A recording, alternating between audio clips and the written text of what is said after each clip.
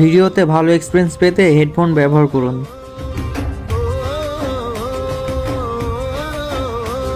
দিনটা শুক্রবার, তবে সময়টা সন্ধ্যা 7:10। কোলাহলময় উত্তেজনা পরিবেশ, নিস্তব্ধতা নেই, বরং চারপাশে তীক্ষ্ণ প্রহরের দৃষ্টি, এলোমেলো চিন্তা ভরপিণ্ড উপস্থিত সদস্যদের সবার মাঝে। কৌতূহল, বিভীষিকা, উত্তেজনা যেন পরিস্থিতি সদস্যর মধ্যে কেউ কারো থেকে কোনো অংশে কম নয়, বরঞ্চ ক্রমাগত বেড়েই চলেছে সেই টান টান উত্তেজনার পরিবেশটা। খানবাড়ির বিশাল ড্রয়িং রুম জুড়ে শুধু অস্থিরতায় তোলপাড় বিরাজ করছে। চারপাশে এমনটা নয়, তীব্র চাপা আর্তনাদ, কান্না ভেসে আসছে সবার কানে দুই কিশোরের। সকলের ভুল বোঝাবুঝির কম নয়, বরং বেড়ে গিয়েছে অনেকটা। পরিস্থিতি সামলে উঠে সবাইকে বোঝাতে পারছে না বলেই কান্নায় বেগ তীব্র থেকে তীব্র হচ্ছে জুঁই আর মায়ার। তাদের দুজনকে ঘিরেই দাঁড়িয়ে বসে আছে উপস্থিত খান বাড়ির প্রতিটা সদস্য। বিস্ফোরণে স্তব্ধ নির্বাক হয়ে আছে প্রতিটা সদস্য। কিছুক্ষণ আগে প্রকাশ পাওয়া আয়ন ও জুঁইয়ের বিয়ের বিষয়টি যেন সবার মস্তিষ্কে জুড়ে বিস্ফোরণের তবদা মেরে গেল। গোলমাল লেগে গেল ও পরিস্থিতির সাথে সাথে মস্তিষ্কে সবার। আয়নের ভাষ্যমতে মায়া আয়নের বউ, মায়া আর জুঁইয়ের ভাষ্যমতে মায়া নয় বরং জুঁই আয়নের বউ। আর এই বিষয়টাই ঘূর্ণিঝড়ের তাণ্ডব খেলল সবার মাঝে। দিক বিবেচনা ভুলে গিয়ে উত্তেজনায় একের পর এক চাপ সৃষ্টি করলো মায়া ও জুঁইয়ের উপর। কিন্তু বিপত্তি ঘটল মায়া ও জুঁই দুজনেই অল্প বয়সী কিশোরী। কিভাবে পরিস্থিতি সামলে সবার প্রশ্নের মোকাবেলা করতে হয় জানা নেই। হৃদ নেই মায়ার পাশে, তাই ভয়ে আড়ষ্ট হয়ে কান্না বিসর্জন করছে ড্রয়িং রুমের এক পাশে পাশাপাশি বসে দুজন। আয়ন উত্তেজনায় নিজের মাথার চুল টেনে ধরে মাথা নিচু করে বসে আছে। হেনা খান, মেহরাব, ফিহা, নাহিদ চৌধুরী, আয়নের বাবা তবদা খেয়ে বসে আছে অনুকূল পরিস্থিতিতে পড়ে। আরাফ খানও কম চমকায়িত যখন মায়ার মুখে শুনেছিল সেদিন রাতের কথা, যে আয়নের সাথে জুঁইয়ের বিয়েটা হয়েছিল মায়ার নয়। থমথমে পরিবেশে নীরবে সতর্কতার সহিত অবলম্বন করল আরাফ খান উপস্থিত সবাইকে। সবার ভিমরি খেয়ে যাওয়ার বিষয়টি বুঝতে পারছেন তিনি, তাই তিনি নীরবতা কাটিয়ে মায়াকে নিজের কাছে ডাকলেন। মায়া উঠতে নিলেই বাম পাশে ভয়ার্ত হাত চেপে ধরা জুঁই। মায়া অসহায় দৃষ্টি জুঁইয়ের দিকে স্থির করতেই আরাফ বুঝতে পারল জুঁইয়ের পরিস্থিতিকে, ভয় পাওয়ার বিষয়টি। তিনি কথা না বাড়িয়ে নিঃশব্দে উঠে এসে বসলেন মায়া জুঁইয়ের পাশে। জুঁইয়ের মাথায় আদরে হাত বুলিয়ে শান্ত করে তীক্ষ্ণ দৃষ্টি স্থির করল মায়ার উপর। তিনি পুনরায় থমথমে পরিবেশে নীরবতা ভেঙে বলতে শুরু করলেন। সেদিন রাতে ঘটে যাওয়ার সম্পূর্ণ বিষয়টি খুলে বল সোনামা, কারণ আমাদের জানতে হবে সম্পূর্ণ বিষয়টি। আসলে সেদিন রাতে তোমাদের সাথে ঠিক কি হয়েছিল? আয়নের ভাষ্যমতে তোমার সাথে ওর বিয়েটা হয়েছে, কিন্তু তোমরা বলছো সেদিন রাতে তোমার সাথে নয়, বরং জুঁইয়ের সাথে আয়নের বিয়েটা হয়েছিল। তাই আমাদের শুরু থেকে সবটা বলো, কারণ আমাদের সত্যায়িত করতে হবে তোমাদের কথাগুলো। আয়ন ছোট নয়, বুঝদার ছেলে, সে অবশ্যই আমাদের সাথে মিথ্যা বলবে না, তাই না? তাই আমরা তোমাদের কথাগুলো শুনেই সত্যায়িত যাচাই করতে চাই। এখন তুমি বলো আমাদের সবটা সোনামা। মায়া ভয়াত্ম দৃষ্টি মেলে কাচুমাচু হলো। এতক্ষণ ভয়ে কান্না করলেও এখন থেমে গেছে। পাশাপাশি বসা জুঁইয়ের হাতটা শক্ত করে নিজের হাতের ভাঁজে নেওয়া, কারণ জুঁই অসম্ভব রকমের ভয়ে সিটিয়ে আছে। থেমে থেমে কান্না করছে নিঃশব্দে। মায়া শ্বশুরবাড়ি হলেও জুঁইয়ের জন্য পরিবেশটা মানানসই নয়। জুঁই নিজের পাশে একমাত্র পরিবার হিসেবে মায়াকে ছাড়া অন্য কাউকে পাচ্ছে না বলেই জুঁইয়ের মায়ার হাত দুটো আঁকড়ে ধরেছে স্বস্তির আস্থাস্থলভাবে। মায়া ঘাড় ঘুরিয়ে জুঁইকে এক পলক দেখে তাকায় আরাফ খানের দিকে অসহায় দৃষ্টিতে। আরাফ খান চোখের ইশারায় মায়াকে আশ্বস্ত করতে মায়া ইতস্ততার সহিত বলে, কি বলবো দাদা ভাই, বলার মতো তো কিছু নেই। সেদিন রাতে জুঁই আর আমাকে একটা ছোট্ট ঘরে বন্দি করে রাখে। জুঁই প্রচণ্ড পায়ের ব্যথায় আমার কোলে ঢলেছিল, পা থেকে রক্ত ঝরছিল, অনেক ব্যথায় ছটফট করছিল, কিন্তু তারপরও আমাদেরকে কেউ বাহিরে যেতে দিচ্ছিল না। আবার আয়ান ভাইকেও আমাদের কাছে পাচ্ছিলাম না। আমরা প্রচণ্ড ভয় পাচ্ছিলাম সেই পরিস্থিতিতে। গ্রামের অনেক জোয়ান বুড়ো মহিলারা আমাদের পাহারা দিচ্ছিল। ঘন্টার পর ঘন্টা বসেছিলাম সেদিন, কিন্তু আয়ান ভাইয়ার দেখা পাচ্ছিলাম না। জুয়ের অবস্থাও খারাপ ছিল। প্রায় 3 থেকে 4 ঘন্টা পর আমাদেরকে পাহারা দেওয়ার রত মহিলারা জানায় আজ জুইকে নাকি বিয়ে করতে হবে, তাও আয়ান ভাইকে। যদি জুই বিয়ে না করে তাহলে নাকি গ্রামবাসী আয়ান ভাইয়াকে মেরে ফেলবে। সেদিন আমাদের জন্য বিষয়টি এতটাই ভয়ার্থ খারাপ পরিস্থিতি ছিল যে বুঝাবার মতন না। গ্রামের মহিলারা আমাদের আরও অনেক কিছু বলেছিল, যেমন আয়ান ভাইকে নাকি মেরে রক্তাক্ত অবস্থায় গাছের সাথে বেঁধে রেখেছিল। তাই তখন সেই মুহূর্তে যদি জুই আয়ান ভাইকে না বিয়ে করে তাহলে গ্রামবাসী সবাই মিলে নাকি আয়ান ভাইকে মেরে ফেলতে পারে। পরিস্থিতিটা এমন ছিল যে আয়ান ভাইও নিজেদের প্রাণ বাঁচানোর জন্য সেদিন রাজি হয়েছিল বিয়ে করতে জুইয়ের মতন। এবং তার কিছুক্ষণ পরেই গ্রামের কিছু মুরব্বী এসে জুইয়ের সাথে আয়ান ভাইয়ার বিয়েটা পড়ানো হয়। মায়ার কথা শেষ করার আগেই সামনে থেকে উত্তেজনায় মুখ খুলল আয়ন। চমকালো ভঙ্গিতে বলে উঠল মায়াকে। মানে কি বলছো তুমি এসব মায়া? আমার স্পষ্ট মনে আছে সেদিন রাতে গ্রামবাসী তোমার নাম আমাকে বলেছিল বিয়ের জন্য, এবং বিয়ে পড়ানোর সময় তোমার বাবার নামও বলেছিল আমাকে। তাহলে তোমার জায়গায় জুই আসলো কোথা থেকে? তাছাড়া সেদিন রাতে আমাকে গ্রামবাসী বলেছিল তুমি নাকি নিজের নাম ঠিকানা দিয়েছিলে বিয়ের জন্য। বিয়ের জন্য আমি কোনো নাম ঠিকানা দেইনি ভাইয়া, আর না জুই দিয়েছে। মায়ার কথায় তেতে উঠে আয়ন দাঁতে দাঁত চেপে ধরে বলে, মজা করছো আমার সাথে? ফাজলামও পাইছো সব কিছু। তোমার নাম ঠিকানা দিলে সেদিন রাতে গ্রামবাসী ঠিক তথ্যগুলো কোথায় পেয়েছিল আমাদের? হ্যাঁ, এখন পরিস্থিতির চাপে পড়ে মিথ্যা বলছো আমাকে, বিয়েটাও অস্বীকার করছো স্বার্থপরের মতো।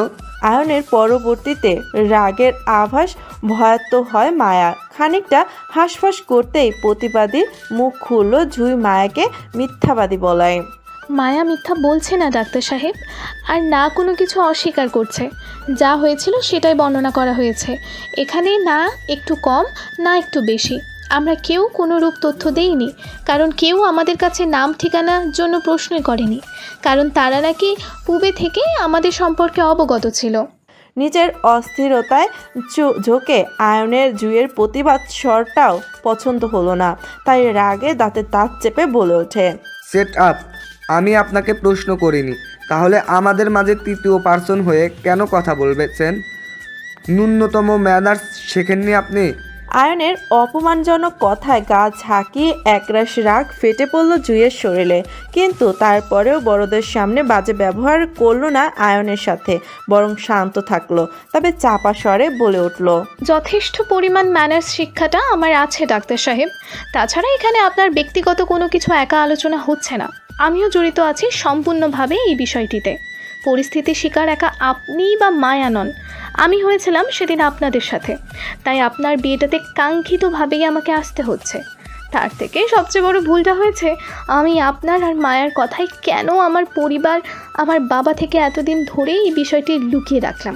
আমার উচিত ছিল আরও আগে এই বিয়ের বিষয়টি আমার পরিবার, আমার বাবাকে জানানোর। তাহলে আজকে এই দিনটায় অন্তত আমাদের 2 বোনের পাশে আমাদের পরিবার, আমাদের বাবা পাশে দাঁড়িয়ে থাকতেন, আমাদের মিথ্যা বলে সত্যায়িত যাচাই করতেন না। দ্বিতীয়ত ভুল হচ্ছে আমার মায়ের কথায় নিজের বোনের শ্বশুরবাড়িতে চলে আসাটা। আপনি বিকট শব্দে থেমে গেল জুই। থমথমে পরিবেশটা পুনরায় আতঙ্কিত হয়ে উঠল। কালক্ষণে কি হলো বুঝতেই চোখ পড়ল ফ্লোরের উপর ছড়িয়ে থাকা পড়া অংশ, খণ্ডিত কাচের টুকরো। জুইয়ের ধারালো কথার ভাঁজে নিয়ন্ত্রিত হারা হলো আয়ন, যার রেশ টেনে নিয়ন্ত্রণ হারা হয়ে সোফার সামনে টি টেবিলে উপর থাকা ফ্লাওয়ার বাসটি সজোরে আছাড় মারল ফ্লোরে। এতক্ষণ যাবৎ গম্ভীর মুখে বসে থাকা প্রতিটা মানুষ আতঙ্কিত চোখে আয়নের দিকে তাকাতেই পুনরায় আয়ন আকস্মিকভাবে করে বলল আরও একটি অপ্রত্যাশিত ঘটনা। জুইয়ের পাশ থেকে মায়ের বাহু টেনে দাঁড় করিয়ে দাঁতে দাঁত চেপে বলে উঠল, কেন অস্বীকার করছো বিয়েটাকে? কেন আমাকে স্বামী হিসেবে মানতে চাচ্ছ না তুমি? কেন মিথ্যা আশ্রয় নিচ্ছ নিজের বোনের সাথে মিলে? আমাকে মিথ্যা বানিয়ে সব কিছু ছেলে খেলা মনে হয় তোমার? আয়নের হঠাৎ অযাচিত আচরণে মুহূর্তেই চমকে ওঠে উপস্থিত সদস্যরা। আরাফ খান চমকে উঠে আয়নকে বাধা দিতে চাইলে অনাগ্রহ করে সে। মায়ার প্রতি জমানো দীর্ঘ 2 বছরের ভালোবাসাটা আয়নের হুট করেই মায়া মিথ্যা বানিয়ে ফেলতে সহ্য করতে পারছে না সে। মাত্রা অতিরিক্ত অসহ্য অধৈর্যের বাহিরে চলে যায়, যার রেশ টেনেই শান্তশিষ্ট যুবকটি অশান্ত ন্যায় হয়ে ওঠে। রাগে করতে গর্জে ওঠে মস্তিষ্ক তার। হিংস্রতা প্রকাশ পেল 2 চোখে। নিজের ক্যারেক্টারের বিরুদ্ধে গিয়ে হলেও তার মায়াকে চাই, মানে চাই। হৃদ নেই মায়াকে বাঁচানোর জন্য। এতে যেন মায়া আরও দুর্বল হলো। মায়া নিশ্চল ভঙ্গিতে ডুকরে কেঁদে উঠল। তৎক্ষণাৎ আয়নের ভয়ে আয়নের শক্ত 2 হাতের ধাপাতে নিজের নরম 2 বাহু আটকা পড়ে। তাতে প্রচণ্ড রকমের ব্যথা অনুভব করে মায়া। ব্যথায় আড়ষ্ট হয়ে ডুকরে কেঁদে বলে উঠল মায়া, আমি ব্যথা পাচ্ছি ভাইয়া, আমাকে ছাড়ুন। মায়ার কান্নায় উত্তেজিত হলো জুই।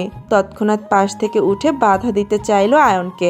উত্তেজনায় জুই আয়নের হাত মায়ার বাহু থেকে ছাড়াতে নিলে আয়নের ভয়ঙ্কর রাগে শিকার হতে হয় জুইকেও। জুইয়ের সামান্য ছোঁয়া এই মুহূর্তে আয়নের পছন্দ হলো না। জুইয়ের আয়নকে ছোঁয়ার সাথে সাথে আয়ন উল্টো হাতে ঘুরে থাপ্পড় মারে জুইয়ের গালে। আয়নের শক্তপোক্ত হাতের থাপ্পড় গাল সামলাতে না পেরে উল্টো ঘুরে সোফায় পড়ল জুই।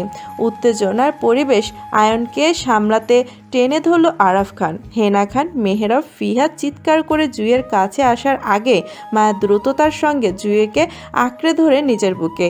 হেনা খান জুইয়ের পাশে বসে তৎক্ষণাৎই মায়া ও জুইকে দুজনকেই একত্রে নিজের বুকে চেপে ধরতে ধরতে রাগে চোখে তাকায় আয়নের দিকে। ক্ষেপ্ত ভঙ্গিতে বলে ওঠে, তুই কি মানুষ আয়ন? মেয়েটার গায়ে হাত তুললি কেন? তুই এতটা অসভ্য হলি কিভাবে? রাগে রিরি করে উঠল আয়নের শরীরময়। জুইকে আঘাত করেছে তাতে ন্যূনতম অপরাধ বোধ নেই আয়নের মাঝে, বরং মায়া তার বিয়েটা অস্বীকার করেছে এতে যেন মস্তিষ্ক অচল হয়ে পড়েছে আয়নের। মেহেরবান হেনা খানের কথার পিষ্টেই সাথে সাথে থাপ্পড় বসে আয়নের গালে। আকস্মিক ঘটনায় আবারও নিস্তব্ধতা ছেয়ে গেল চারপাশে। জীবনে প্রথম তিনি সন্তানের গায়ে হাত তুলেছেন, তাও ওনার আদর্শ সন্তানের গায়ে। আজ পর্যন্ত তিনি আয়নের জন্য ন্যূনতম বিভ্রান্তিকর পরিস্থিতিতে বা সমালোচনার শিকার হয়নি সমাজ পরিবারের কাছে। সব সময় গর্বিত করেছেন আয়ন ওনাকে। পড়াশোনা, আচার আচরণ, কাজে কর্মে ছিল শ্রেষ্ঠ পুরুষ, কিন্তু আজ জীবনে প্রথম যেন ওনাকে অসম্মান করলো নারীর গায়ে হাত তুলে, জুইকে সবার সামনে থাপ্পড় মেরে। মেয়েদের গায়ে হাত তুলিস? এই শিক্ষা দিয়েছিলাম তোকে? এতটা রাগ কিসের তোর? হ্যাঁ, যে নারী জাতিকে অসম্মান করি তুই? আমরা কি তোর কথা শুনেছিলাম না? সত্যি মিছে যাতাই করতাম না? তাহলে অধৈর্য হচ্ছিস কেন? কিসের এত উত্তেজনা তোর? হ্যাঁ, মেয়ে দুটো ছোট হয়েছে, হয়তো ভয় বিয়েটাকে অস্বীকার করছিল, কিন্তু তুইও কি মেয়ে দুটোর মতন অবোধ ছোট ছিলিস? পরিস্থিতি বা না বুঝে না শুনে কেন হাইবার হচ্ছিস আয়ন?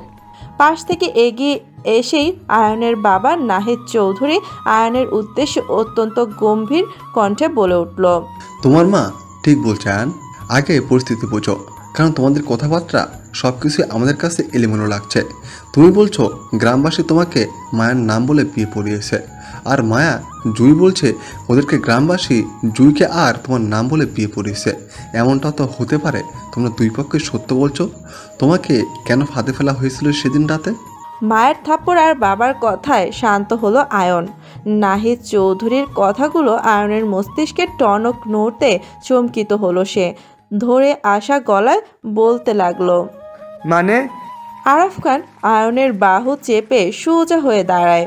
ওনার মস্তিষ্ক জুড়ে বিচরণ করছে বেশ কিছু চিন্তাভাবনা।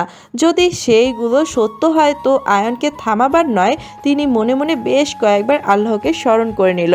পরিস্থিতি মোকাবেলা করার জন্য ধৈর্য ধারণা ক্ষমতা আয়নকে দেওয়ার জন্য দোয়া করল। ততক্ষণে সামনে থেকে কারো গম গম পায়ের শব্দ ভেসে আসলো কানে। উপস্থিত সকলে মনোযোগ নষ্ট হতে চোখ ঘুরিয়ে তাকায় ড্রয়িং রুমের মেন দরজার দিকে। মুহূর্তে চোখ পড়ল হৃদ অন্তদেশে গভীর মুখখানা, সাথে তীক্ষ্ণ প্রহরের দৃষ্টি। কান থেকে ফোন নামিয়ে হৃদ তীক্ষ্ণ দৃষ্টিতে উপস্থিত সদস্যদের প্রখর করে নিল এক পলক। বাম হাতের ঘড়িটি দেখে নিয়ে পুনরায় তাকায় সামনের দিকে। জুই মায়াকে হেনা খানের বুকে আছড়ে পড়ে কাঁদতে দেখে কপাল কুঁচকে আসে হৃদের। পরিস্থিতিটা তীক্ষ্ণ প্রখরে রেখে গলা ছেড়ে ডেকে উঠল হৃদ মায়াকে। হৃদ বলে মায়া হৃদের ডাকে চমকে উঠে তৎক্ষণাৎ হেনা খানের বুক থেকে মাথা উঠিয়ে অশ্রুসিক্ত ভেজা চোখে হৃদের দিকে তাকাতেই হৃদ পুনরায় বেপরোয়া ভঙ্গিতে আদর্শ স্বরূপ মায়াকে বলে উঠল, স্বামী বড্ড ক্লান্ত তোমার, অফিস করে এসেছে মাত্র, যাও তো আদর্শ বউয়ের মতো ঝটপট স্বামীর জন্য এক গ্লাস ঠান্ডা পানি নিয়ে আসো। হৃদ বলতে দেরি, মায়া উঠতে দেরি না। সবার চমকানো ভরকানো দৃষ্টি উপেক্ষা করলো শুধু হৃদের আদেশে। হৃদের বাধ্যগত বউ হয়ে ধীরস্থে চলে গেল সবার সামনে দিয়ে কিচেন রুমের দিকে। মায়া যেতে হৃদের সবাই দিকে এক পলক তাকায়। প্রত্যেকের হতবাক দৃষ্টি থেকে পুনরায় গলা ছেড়ে ডাকলো আসিফকে। কয়েক সেকেন্ডের ব্যবধানে আসিফ হাজির হলো সেখানেই দুটো ফাইল নিয়ে। হৃদ ফাইলগুলো হাতে নিল না, আর না আসিফকে যেতে বলল। আসিফ ঠায় জায়গায় দাঁড়িয়ে রইল হৃদের পাশে। নিজের গায়ের কালো কোটটি টেনে খুলে হাতে বাড়িয়ে আসিফের কাছে দিল। এক হাত দিয়ে অন্য হাতের হাতা ফ্লোর করে কোনো অবধি তুলতে তুলতে বলে উঠল, তোর বুদ্ধি বিকাশ ঘটাতে হবে আয়ন, তোর থেকে বুঝদার আমার অবুঝ বউ। স্বামী একদম আদর্শ বউ, সে আমার বাধ্যগত বউ।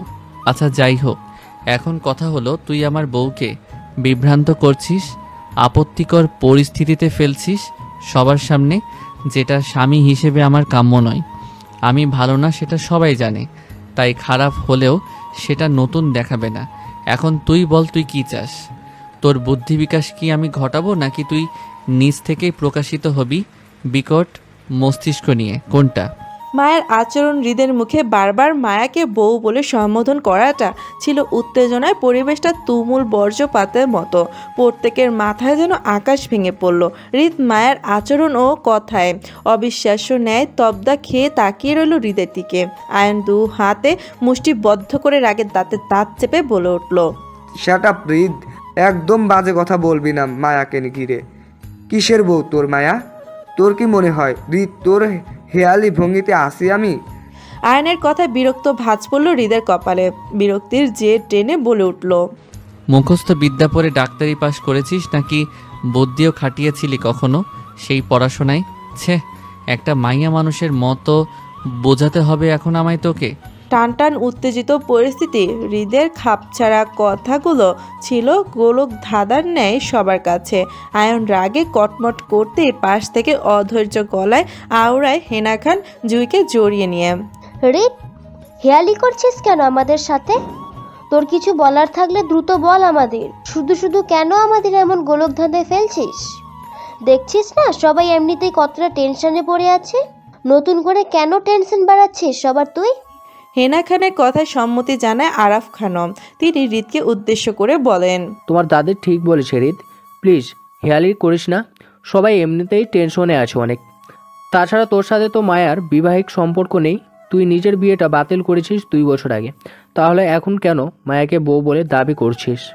হৃদের সোজা সাপটা উত্তর, বউকে বউ বলল না তো কি বলল আয়নের ভাবি? বলতে পারি খারাপ যাবে না বিষয়টি। তাছাড়া যেভাবে বিয়েটা বাতিল করেছিলাম ঠিক সেইভাবেই কাগজগুলো উঠিয়ে নিয়েছিলাম 2 বছর আগেই। আমার জন্মসূত্রের বউকে কি আমি কাগজ সূত্রে ছেড়ে দিতে পারি না। তাই আমিও ছাড়িনি বউকে কোনো কালেই। প্রথম থেকে বউ ছিল সে আমার। দ্বিতীয়ত, যে প্রশ্ন উত্তর আয়ন আমার বউ থেকে খোঁজ করছিল এতক্ষণ যাবৎ ধরে, সেই প্রশ্নের উত্তর আয়ন নিজেই পেয়ে যেত শুধু একটা বিচক্ষণতা কাজে লাগালেই। আয়নের বউকে সেটা ওর কাবিননামা চোখ বুলালেই পেয়ে যেত বউয়ের নামটা। পরিস্থিতি এই পর্যন্ত আসতই না। সেদিন রাতে আয়নকে কাবিননামার একটা কাগজ দেওয়া হয়েছিল, যেটা এখনও অবধি ওর গাড়ির ড্রয়ারে অযত্নে পড়ে আছে। যাই হোক, তোকে আরও একটু সহজ করে দেই। তোর বউয়ের নামের জায়গায় জুয়ের নামটাই আছে। চাইলে কাবিননামা কাগজটা একবার চেক করে নিতে পারিস। আসিফের কাছে তোর কাবিননামার একটা কপি আছে। রিত কথাগুলো বলতে বলতে হাত বাড়িয়ে আসিফের থেকে আয়নের কাবিননামার কাগজপত্রগুলো নেয়। জায়গায় দাঁড়িয়ে থেকে আয়নের দিকে বাড়িয়ে দিতেই আয়ন দূর দূর বুকে এগিয়ে এসে কাঁপা কাঁপা হাতে হৃদের থেকে কাবিননামার কাগজটি নিয়ে পাত্রীর নামের জায়গায় চেক করতেই চোখে পড়ল জুয়ের নামটি। আয়নের গোটা দুনিয়া থমকে যায়। স্তব্ধ নির্বাক হয়ে দাঁড়িয়ে পড়তেই আরাফ খান, নাহিদ চৌধুরী, মেহেরবান ও হেনা খান জুইকে ফিহার কাছে দিয়ে এগিয়ে আসলো আয়নের কাছে কাবিননামা চেক করতে। একে একে সকলে কাবিননামার কাগজটিতে চোখ বুলাতে স্তব্ধ নির্বাক হয়ে যায়। আয়নের এবার সম্পূর্ণ বিষয়টি একে একে পরিষ্কার হতে লাগলো। বুঝতে পারলো সেদিন রাতে যা হয়েছিল সবকিছু একটা সাজানো গোছানো ষড়যন্ত্র ছিল। আয়ন দু হাত মুষ্টিবদ্ধ করে নিজের রাগ সংযম করার চেষ্টা করলো। নাক মুখ শক্ত করে হৃদকে উদ্দেশ্য করে বলল, সব কিছু তুই করেছিস তাই না? আয়নের হঠাৎ কথায় চমকালো ভঙ্গিতে তাকায় সবাই হৃদের দিকে। প্রত্যেকের মস্তিষ্কে একটার পর একটা প্রশ্নের জট পাকিয়ে আছে তীব্রভাবে। সবার মাথায় শুধু একটাই প্রশ্ন, হৃদ তো সেদিন আয়নদের সাথে গ্রামে ছিল না, তাহলে সে কিভাবে এত নিখুঁতভাবে সব কিছু বর্ণনা করছে দুপক্ষের দিকগুলো। যেখানে আয়ন নিজেই জানে না কাবিননামায় কি আছে, সেখানে হৃদের কাছে কিভাবে কাবিননামার আসল কাগজটা গেল। সবচেয়ে বড় কথা হলো এখনো অবধি তো কেউ হৃদের জানায়নি আসলে এখানে কি নিয়ে সমালোচনা হচ্ছে বা আয়ন মায়ার বিয়ে নিয়ে তারা কথা বলছিল। এতক্ষণ ধরে তাদের হৃদ কিভাবে এতটা নিখুঁতভাবে বিশ্লেষণ করছে সবকিছু। প্রশ্ন তাকালো অনেক সবার মাথায়। হৃদ উত্তর করল না একটারও, বরং বাম হাত নিজের গলার টাই ঢিল করে পকেটে দু হাত গজিয়ে একটু ভুরু উঁচু করে পাল্টা প্রশ্ন করলো আয়ন হৃদকে, কোনো সন্দেহ আছে তোর তাতে? হৃদের কথায় যেন বজ্রপাত হলো আয়ন সহ সকলের মাথায়। আয়ন নিজের রাগ নিবারণ করতে না পেরে সঙ্গে সঙ্গে হৃদের কলার চেপে ধরে শক্ত হাতে দাঁতে দাঁত পিষে বলে ওঠে আয়ন, কেন করলি এমনটা আমার সাথে? সব কিছু ছেলে খেলা মনে হয় তোর? আমার ভালোবাসা নিয়ে তোকে খেলতে দিব ভেবেছিস? এত সহজে ছেড়ে দিব সব কিছু? আমি শান্ত থাকি তার মানে এই নয় যে আমি কিছু করতে জানি না।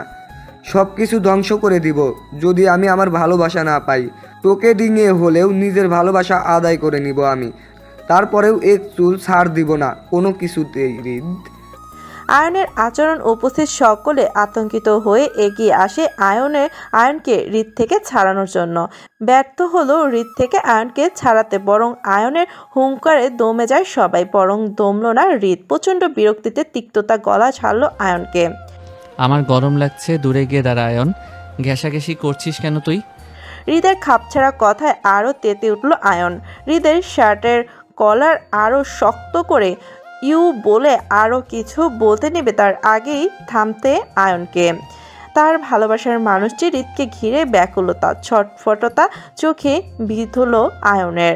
আয়ন চমকে উঠে হৃদের বুকের দিকে তাকাতেই চোখে পড়ল মায়ের ডুকরে কেঁদে ওঠা মুখটা। আয়নের সমস্ত কায়া ঝাঁকি কেঁপে উঠল মায়ের তীব্র আর্তনাদ ধ্বনি শুনে। মায়া নিজের দু হাতে হৃদের কোমর জড়িয়ে ধরে হৃদের বুকে নিজের মুখ চেপে ধরে ডুকরে কেঁদে ওঠে, তীব্র আর্তনাদ করছে আয়নের কাছে হৃদকে বাঁচানোর জন্য। ভাইয়া প্লিজ ওনাকে মারবেন না, উনি কিচ্ছু করেননি, উনি কিছু জানেন না তো। আমি বলিনি কিছু, আর বলবো না, সত্যি বলছি। তারপরও আপনি ওনাকে মারবেন না, প্লিজ ওনাকে ছেড়ে দিন না ভাইয়া, ওনার কষ্ট হচ্ছে তো, উনি ব্যথা পাচ্ছেন। কথাগুলো বলতেই আরো শক্ত করে আঁকড়ে ধরলো মায়া হৃদকে। নাক মুখ চেপে গেল হৃদের বুকের ভেতর। হৃদের জন্য ঠান্ডা পানি নিয়ে আসতে চোখে পড়েছিল আয়ন হৃদের কলার চেপে ধরায় আছে মায়ের জন্য, আর এতে যেন সমস্ত দুনিয়া থেমে যায় মায়া। হৃদের সামান্য আঘাত সহনীয় নয় মায়ের কাছে, তাই হৃদকে আয়নের থেকে বাঁচানোর জন্য পানির গ্লাস ফেলে দৌড়ে গিয়ে চাপটে ধরে হৃদকে। আকস্মিক ঘটনায় কয়েক সেকেন্ডের জন্য আয়ন থমকে গেল। মায়ের পরপর কথাগুলো হৃদকে নিয়ে, সেগুলো ছিল আয়নের জন্য শুদ্ধতা। হৃদ মায়ার ভয়টা বুঝতে পেরে ততটাই শীতল হয় মায়ার প্রতি, যতটা বিরক্ত সে আয়নের প্রতি ছিল। হৃদ নিজের আদরি ডান হাত মায়ার মাথায় বুলিয়ে মায়াকে সান্ত্বনা দিতেই আয়ন পুনরায় হৃদের কলার টেনে ধরে মায়াকে ছোঁয়া থেকে বিরত রাখতে। আয়নের হঠাৎ টানে হৃদ তাল সামলাতে না পেরে মায়াকে নিয়ে আয়নের দিকে ঝুঁকে পড়তে হৃদ তৎক্ষণাৎ মায়ার পিঠ জড়িয়ে ধরে নিজের দু হাতে, যাতে আয়নের শরীরের সাথে মায়ার পিঠ স্পর্শ না লাগে। হলো তাই, মায়ার পিঠ নয় বরং হৃদ হাত স্পর্শ ভাজলো আয়নের পেটের সাথে। এবারও তেতে উঠল হৃদ। এতক্ষণ যাবৎ নিজের পরিবার বলে সে চুপ ছিল আয়নকে কিছু করার থেকে। নিজের পরিবারের সাথে ঝামেলা করতে চায় না বলে শান্ত মস্তিষ্কে বিষয়টি হ্যান্ডেল করতে চেয়েছিল, কিন্তু এখন আয়নের পাগলামোটা বেশি বেশি মনে হচ্ছে তার। ছাড়া তার বউ ভয় পাচ্ছে পরিস্থিতিটাকে নিয়ে। হৃদ রাগান্বিত চোখ তুলে তাকায় আয়নের দিকে। এক হাতে মায়াকে আঁকড়ে রেখে হৃদ অন্য হাতে আয়নের বুক বরাবর ধাক্কা দিতে দিতে রাগী কণ্ঠে বলে, মরার পাক গজাইছে তোর, দেখছিস না আমার বউ ভয় পাচ্ছে, দূরে যা। হৃদের ধাক্কা 2 কদম পিছিয়ে গেল আয়ন, তবে শান্ত থাকলো না। রাগান্বিত ভঙ্গিতে হৃদের দিকে তেড়ে আসতেই মায়া হৃদকে চাপড়ে ধরা অবস্থায় হৃদকে নিয়ে 2 কদম সরে গেল। হৃদ কিছু বলবে বা করবে তারা আগেই 2 হাত মেলে দিয়ে হৃদের সামনে দাঁড়িয়ে পড়ে মায়া আয়নের মুখোমুখি, 2 চোখ ভর্তি আতঙ্কের জল। মায়ার ছোট্ট দেহ আয়ন হৃদের বুক বরাবর, তারপরও ছোট্ট মায়ার হৃদকে বাঁচানোর দারুণ ব্যাকুলতা ঘর ভর্তি মানুষের সামনে। স্তব্ধতার ন্যায় একটি মানুষ পাথর মূর্তি হয়ে ঠায় দাঁড়িয়ে আছে জায়গায়, চোখে মুখে বিস্ফোরণ হতবম্ব ভাব। মায়া দৃষ্টিতে ভিড় করল না কারো সেই চাহনি বা আয়নের হৃদয় ভাঙানোর বিষয়টি। যেটি ইফেক্ট করলো সেটি হলো হৃদকে বাঁচাতে হবে আয়নের থেকে। তাই যতটা উত্তেজিত ভঙ্গিতে হৃদকে ছেড়ে ঘুরে দাঁড়ালো, ঠিক ততটাই কাতর গলায় অনুনয় করলো মায়া আয়নের কাছে হৃদের জন্য। তৎক্ষণাৎ বলে উঠল, ভাইয়া প্লিজ মারবেন না ওনাকে, প্লিজ। উনি কি করেছে আপনার সাথে? আপনি কেন ওনাকে মারতে নিচ্ছেন বারবার? উনি কি আপনার থেকে কিছু নিয়েছে? নিয়ে থাকলে আমি ওনাকে বলে আপনার জিনিস আপনাকে ফেরত দিয়ে দিব, তারপরও আপনি ওনাকে মারবেন না প্লিজ। মায়ের কথা শেষ হলো না, তার আগে প্রচণ্ড তিক্ততায় গলা ঝরল হৃদ মায়ার পিছন থেকে। মায়া পিঠ হৃদের পেটের সাথে মিশে থাকা অবস্থায় হৃদ তিক্ত মেজাজে পড়ল, দিব না আমি আমার জিনিস ওকে। হৃদের কথায় মায়া ভয়ার্ত দৃষ্টি মেলায় আয়নের শক্ত থাকা মুখের দিকে। কান্না ভেজা গলায় মায়া হৃদকে উপেক্ষা করে আয়নের দিকে তাকিয়ে পুনরায় আগের ন্যায় বলে, ওনার কথা বিশ্বাস করবেন না ভাইয়া, আমি বলছি তো ওনার থেকে আপনাকে আপনার জিনিস ফেরত নিয়ে। মায়ের কথা শেষ করার আগে হৃদ প্রচণ্ড বিরক্তি মায়ের বাহু টেনে নিজের দিকে ঘোরাতে ঘোরাতে বলল, পাকামো করবা না একদম, বলছি না দিব না আমি আমার জিনিস কাউকে। হৃদ কথাগুলো বলতে বলতেই থেমে যায় মায়ার নাকের দিকে তাকিয়ে। নাক ফুলের ফুটো বেয়ে রক্ত ঠোঁট অবধি লাল হয়ে আছে। উত্তেজনায় মায়া এতক্ষণ যাবৎ হৃদের শার্টের মধ্যে নিজের নাক ঘষা মাজা করায় অসাবধানতার কারণে হৃদের শার্টের বোতামে মায়ের নাক ফুল বেজে রক্ত গড়িয়ে পড়ল নাক বেয়ে ঠোঁট পর্যন্ত। হৃদের শার্টের বুকের অংশে মায়ার রক্তের দাগ লাগলো। হৃদ কপাল কুঁচকে নিজের বুকের উপর রক্তের দাগটা দেখে নিয়ে চোখ তুলে তাকায় মায়ার নাকের দিকে। আঁচলে নিজের 2 হাতের ভাঁজে মায়ার নরম তুলতুলে গাল দুটো আঁকড়ে ধরে হৃদ মায়ার রক্তাক্ত নাকটা উঁচিয়ে দেখতে দেখতে বলল, বলছি নাকফুল পরার দরকার নাই বলে একটা নাকফুলের জন্য একটা জায়গায় 2 বার ব্যথা পাইছো। উফ অসহ্য, কান্না বন্ধ করো, বিরক্ত লাগছে আমার। দেখি নাকটা বেশি ব্যথা লাগছে আবার। মায়া মাথা নাড়িয়ে অসম্মতি জানায়, তার অর্থ না বেশি ব্যথা লাগছে না তার। তবে মায়া আর চোখে একবার পরিবারের সবাইকে দেখে নিল ভয়ার্ত দৃষ্টিতে। সবাই তাদের দিকে তাকানো হতবাক দৃষ্টিতে। নাকে ব্যথা মায়াকে এই মুহূর্তে কাবু করতে পারছে না, যতটা না মায়ার ছোট্ট মনের ব্যথায় কাবু হয়ে আছে হৃদের জন্য। মায়ার বাকিয়ে যাওয়া ফেসটা হৃদ পুনরায় নিজের সামনে সোজা করে ধরল। অতি সূক্ষ্ম দৃষ্টিতে মায়ার নাকের চারপাশটা টিস্যু ঘুরিয়ে মুছে নিল আলতো ফু দিয়ে দিয়ে। উত্তেজিত পরিস্থিতিতে হৃদের এমন খামখেয়ালি ভাবটা মেনে নিতে পারেনি আয়ন। হৃদয় ভাঙনের দহনে আগুন ধরাতে চাচ্ছে সব কিছুতে, বিধ্বস্ত ধ্বংস পরিণত করতে চাচ্ছে সব কিছু। আয়ন রাগান্বিত ভঙ্গিতে দু হাত শক্ত করে মুষ্টিবদ্ধ করতেই যেন হৃদ বুঝলো আয়নের ভিতর জ্বলে ওঠা দহনের আগুনটিকে।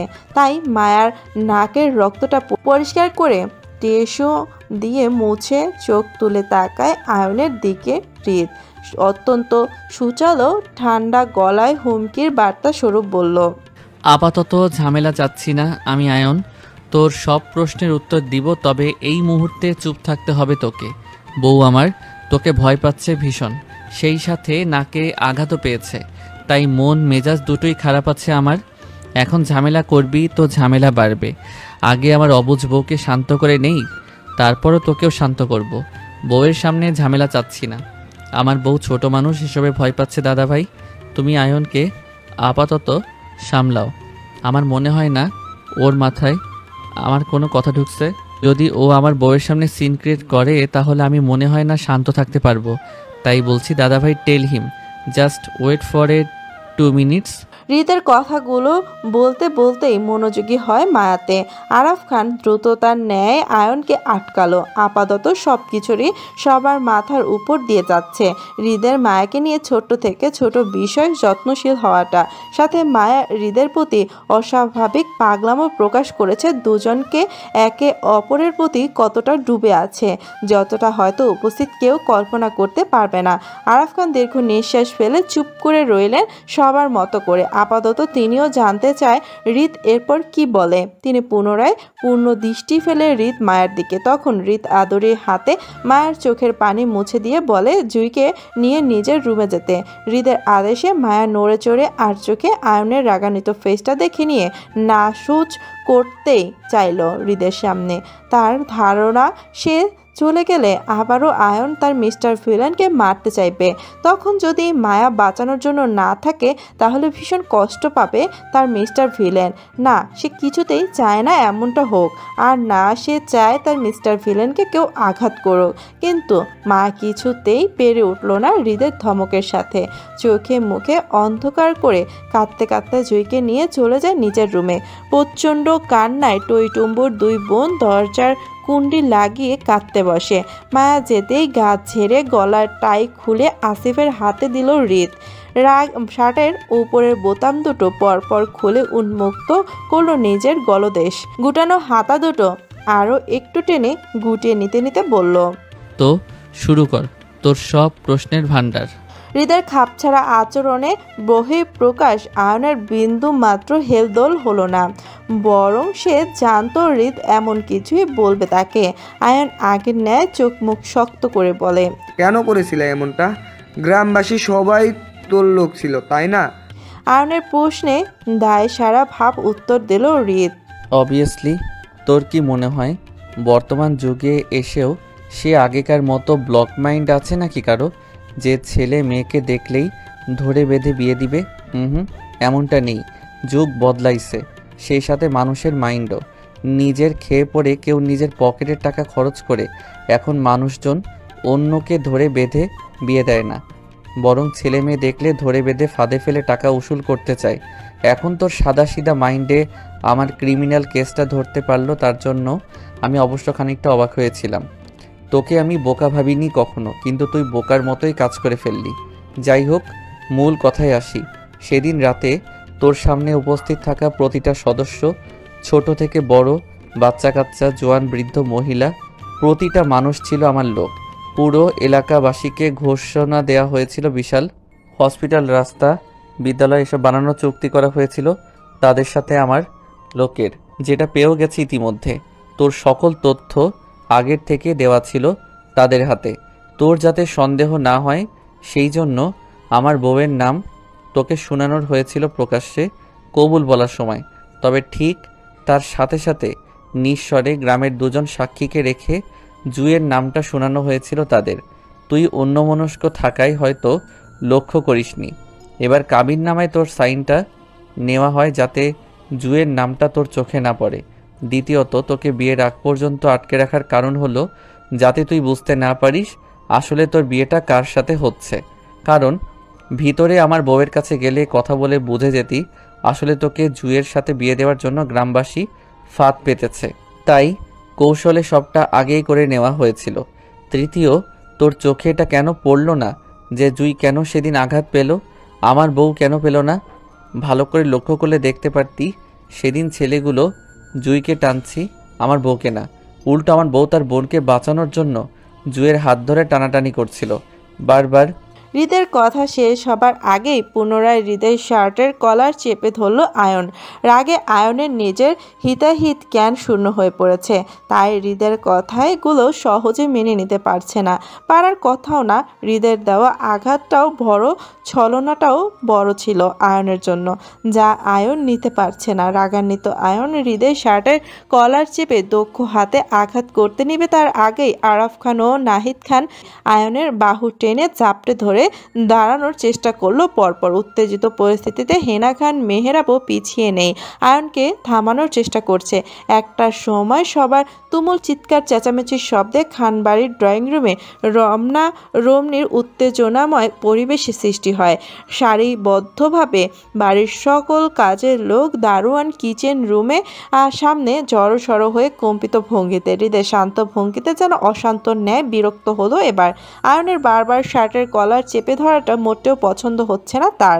আয়ন পরিবারের একজন বলে এতক্ষণ যাবৎ শান্ত মস্তিষ্কে হ্যান্ডেল করতে চাইছিল বিষয়টি, কিন্তু আয়নের বারবার শার্টের কলার চেপে ধরাটা যেন হৃদ অশান্ত বিরক্তিতে পরিণত হচ্ছে। প্রচণ্ড বিরক্তিতে অতিষ্ঠ হৃদ এবারও শক্ত হাতে টেনে আয়নের হাত থেকে নিজের শার্টের কলার ছাড়িয়ে আয়নের বুক বরাবর এক হাতে ধাক্কা দিয়ে নিজের থেকে দূরে সরিয়ে দেয় হৃদ। কুচকানো শার্টের কলার টেনে সোজা করতে করতে বিরক্তির সহিত হৃদ আয়নকে বলে ওঠে, ঘেঁষাঘেঁষি করে গায়ের উপর উঠছিস কেন তুই? দূরে থেকে কথা বলতে পারিস না? কবে থেকে মেয়েলি স্বভাব পালতে শুরু করেছিস তুই? ছেলে হয়ে ঘেঁষাঘেঁষি, ছি। হৃদের পরপর খাপছাড়া কথায় আয়ন নিজের লাল লাল হিংস্রত্ব চোখে হৃদের দিকে তাকিয়ে দাঁতের দাঁত চেপে বলে ওঠে, তুই আমার ধৈর্যের পরীক্ষা নিচ্ছিস হৃদ। আমার মন, আমার মাইন্ড, আমার ভালোবাসা নিয়ে তুই সর্বোচ্চভাবে ক্রিমিনাল মাইন্ডে খেলেছিস। তোর কি মনে হয় আমি চুপ থাকবো? আমার জীবন নিয়ে খেলতে দিব তোকে আমি? এত সহজ সব কিছু? হৃদ চোখ মুখে বিরক্তির কুচকে অতিষ্ঠ গলায় বলল আয়নকে, তুই কি পাগল? মাথায় সমস্যা আছে তোর?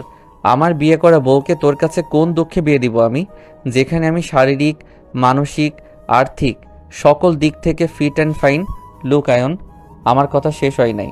প্রথমত, আমাদের বিয়েটা সেদিন বাতিল হয়নি, কিছু কারণবশত বউয়ের সাথে রাগ করে বিয়ে বাতিলের কাগজপত্র পাঠিয়েছিলাম। দাদা ভাই সাইন করিয়ে কোর্টে জমা করলেও আমি পরে লোক দিয়ে উঠিয়ে নেই। দ্বিতীয়ত, বিয়েটা আমার ধর্মীয় মোতাবেক হয়েছিল ছোটবেলায়, সেখানে কোনোরূপ বিয়ে রেজিস্ট্রি পেপার হয়নি, তাই আমি কাগজ সূত্রে বা অন্য কোনো সূত্রে তালাক দিচ্ছি এই কথাটি উল্লেখ করেনি বিয়ে বাতিলের সময়। কাগজে শুধু লেখা ছিল যে আইনগতভাবে আমি আমার বাল্য বিয়েটাকে ক্যান্সেল করছি, ব্যাস। এই তার কাগজপত্র চেক করে দেখ। হৃদের কথা বলতে বলতে আয়নের দিকে কিছু কাগজ এগিয়ে দেয়। কাপা কাপা হাতে আয়ন কাগজগুলোতে চোখ বোলায়। মুহূর্তে বুক কেঁপে উঠল তার। হৃদ যা বলেছে সবটাই গুটি অক্ষরে কাগজে লেখা আছে। আয়নের সাথে সাথে উপস্থিত বাকিরাও একে একে হৃদের দেওয়া কাগজপত্রে চোখ বোলালো। হৃদ সবাইকে উপেক্ষা করে পুনরায় আয়নের উদ্দেশ্যে বলল, লুক আয়ন, ধর্মের পার্ট কিন্তু আমি জানি কিছুটা। ধর্মীয় মোতাবেক তালাক কখনোই হয়নি আমাদের, মূলত আমি দেইনি। এখন আমি স্বামী হয়ে বউকে কিভাবে দ্বিতীয় বিয়ে দিব তুই আমারে বোঝা। ওয়েট, তোর জন্য আরও একটা সারপ্রাইজ আছে। নে ধর, এই পেপারগুলো চেক কর, একটু মনোযোগ সহকারে করবি কেমন? নে ধর। হৃদ আয়নের দিকে এবার আরও বেশ কিছু কাগজপত্র এগিয়ে দিল। আয়ন সময় নিয়ে একটা একটা করে চেক করতে মাত্র অতিরিক্ত চমকালো। উত্তেজিত ভঙ্গিতে একটার পর একটা পেপার উল্টিয়ে দেখতে দেখতে বলল, মানে এসব কি হৃদ? আয়নের উত্তেজনায় হৃদের কাছে দারুণ লাগলো। হৃদ দুপা হালকা ফাঁক করে স্ট্রং হয়ে দাঁড়ালো আয়নের সামনে। পকেটে 2 হাত গজাতে গজাতে বলতে শুরু করলো, আমার দ্বিতীয় বিয়ের কাবিননামা ও কিছু শর্ত সাপেক্ষে নোটিশনামা, যেখানে গুটি হাতে স্বাক্ষর করেছে আমার আদর্শ বউ। কাবিননামায় দেনমোহর হিসাবে রয়েছে আমার সম্পত্তির 30% আমার বউয়ের নামে। সহজ ভাষায় বলতে গেলে আমি আমার বাপদাতার জন্মসূত্রে যে সকল সম্পত্তির প্রপার্টি, বিজনেস, ব্যাংক ব্যালেন্স পাবো, সেই সবটাই আমি স্বেচ্ছায় আমার বউয়ের নামে ট্রান্সফার করলাম। আমার হালাল সম্পত্তি বলতে আমার বাপদাদার থেকে পাওয়া জন্মসূত্রে সম্পত্তিটাই ছিল, সেটা আমার হালাল বউয়ের জন্য হালাল দেনমোহর হিসেবে দিলাম।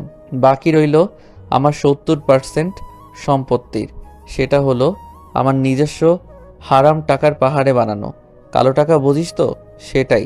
এবার আসি মূল শর্তে। এই যে বউকে ফ্রিতে এত কিছু দিলাম, সেটা কিন্তু মোটেও এমনি এমনি দেইনি আমি, তার পিছনেও বড়সড় শর্ত দেওয়া আছে।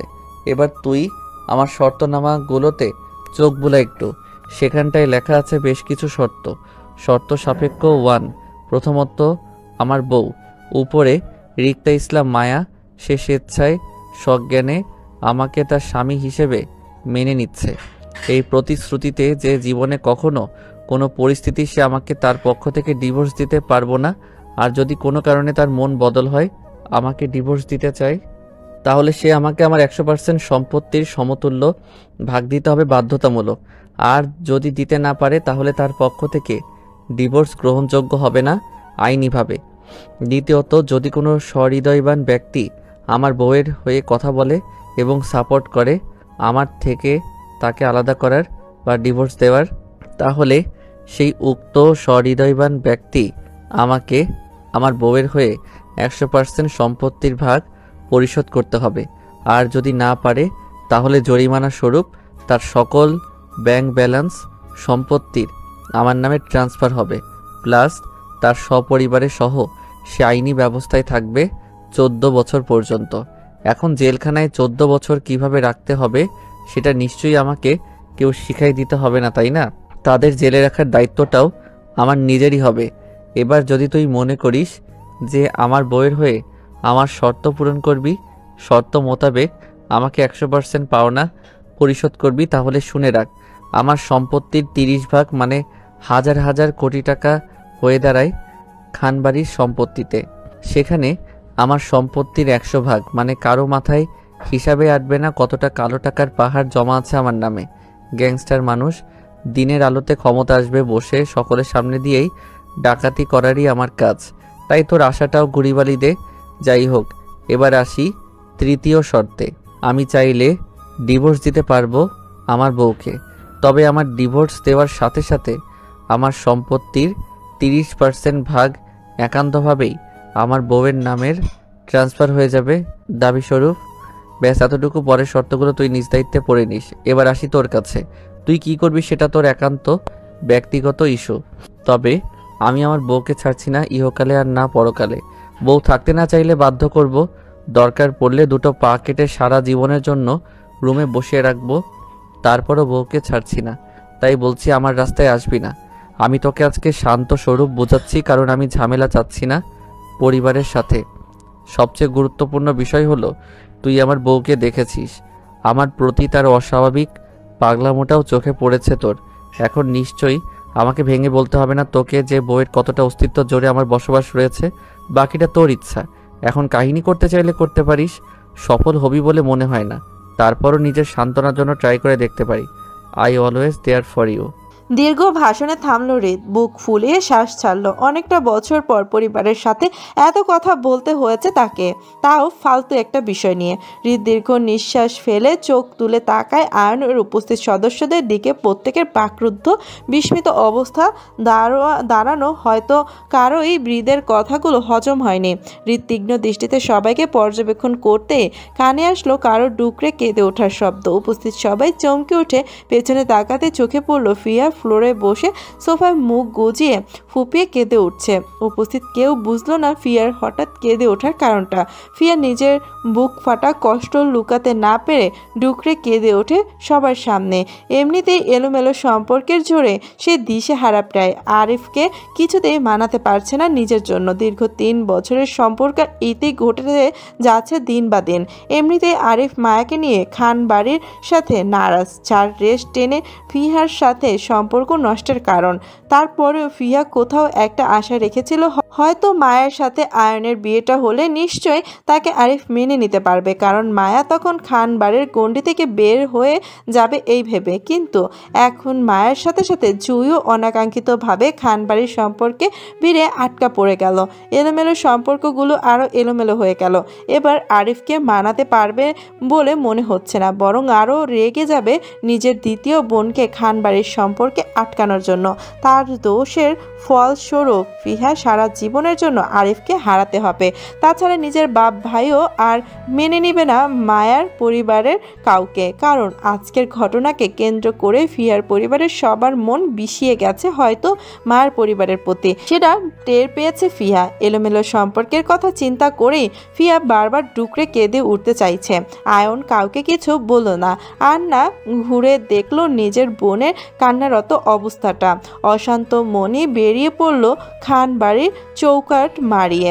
হৃদের দেওয়া কোনো শর্তই আয়নকে আজ নাড়াতে পারেনি, তবে হৃদের বলা লাস্ট কথাগুলো আয়নের বুকে এপিঠ থেকে ওপিঠ তীর মেরেছে, তীব্রভাবে আঘাত করেছে মায়ার চোখে হৃদের জন্য ব্যাকুল ভালোবাসা দেখে। কারণ আয়ন স্বচক্ষে দেখেছে মায়ার ছটফট হৃদের জন্য, দেখেছে মায়ার চোখে ব্যাকুলতা ভালোবাসা হৃদের জন্য।